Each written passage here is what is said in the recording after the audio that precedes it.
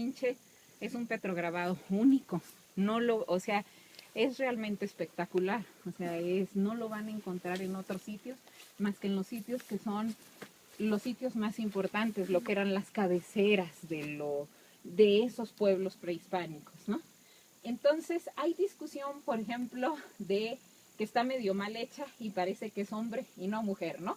Entonces algunos dicen que no es mujer, aunque tenga los genitales femeninos, que es hombre por las características que tiene.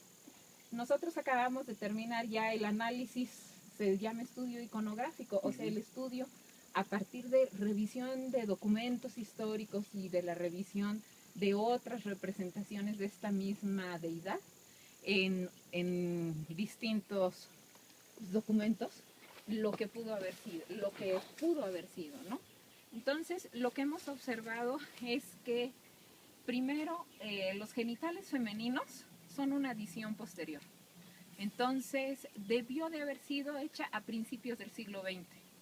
La técnica, o sea, técnicamente como arqueólogos hemos visto que a nivel, o sea, por fotografías que se han tomado y a nivel de microscopio, la técnica se realizó con un objeto de metal.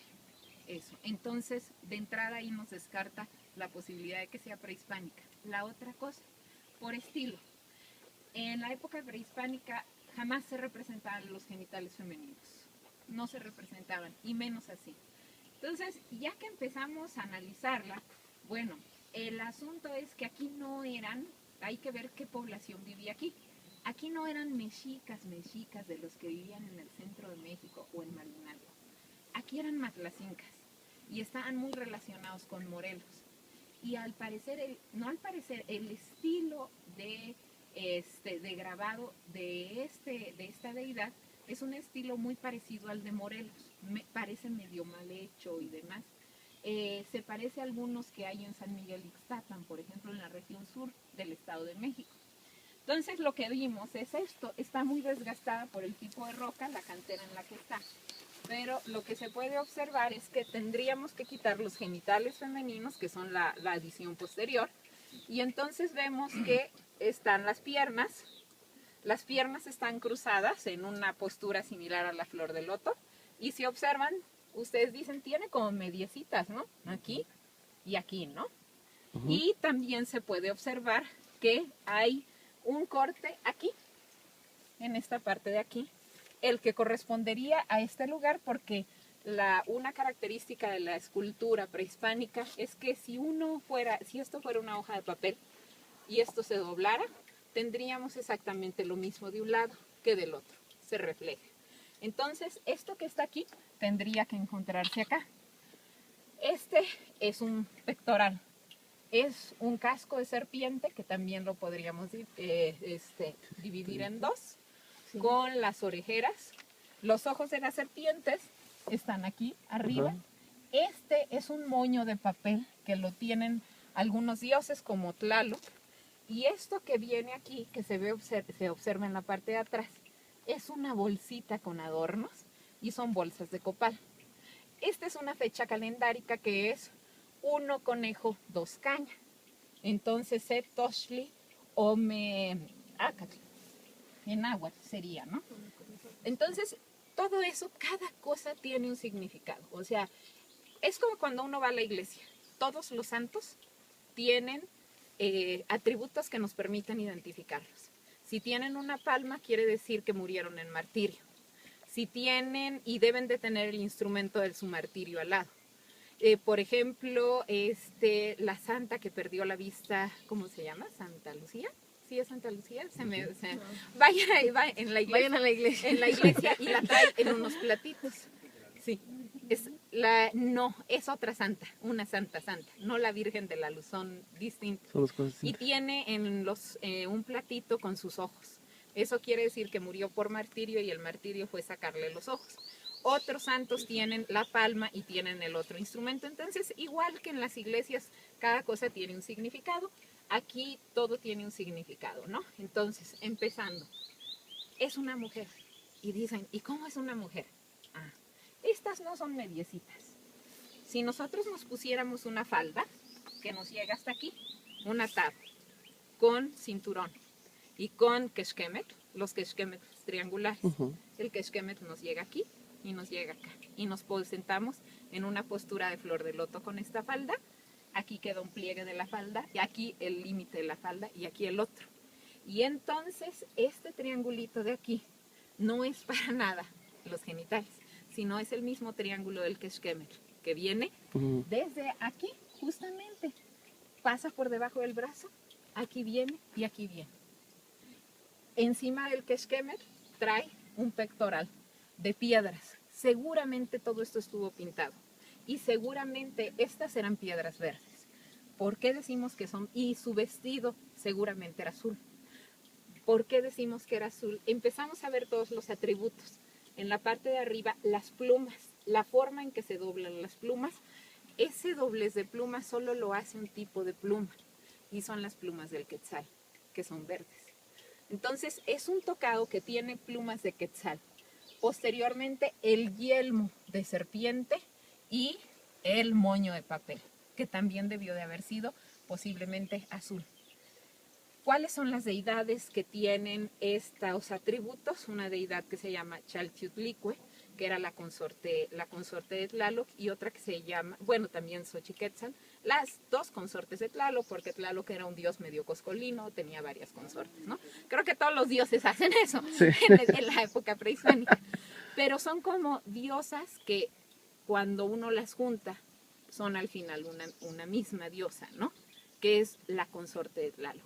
Entonces quizás ya cuando uno se pone a verlo, o sea, quizás no podemos decir es específicamente tal diosa. Lo que sí podemos decir es que el color verde, el moño, las plumas de quetzal, la misma representación de la serpiente es una deidad acuática. ¿Y qué más nos hace decir que es una deidad acuática? Tenemos un manantial aquí. Y además de esto, toda esta estaba cubierta de agua. En época de lluvias es impresionante ver cómo está escurriendo el agua. Entonces es una deidad acuática y es una deidad mujer. Los dioses cargan sus bolsas de copal, por eso la bolsa de copal. Y la fecha calendárica. Bueno, esa fecha calendárica es bien interesante, la estuvimos buscando, no sabíamos qué quería decir, pero es la fecha del quinto sol. O sea, del sol en el que estamos viviendo. Entonces, ¿por qué la fecha del quinto sol aquí?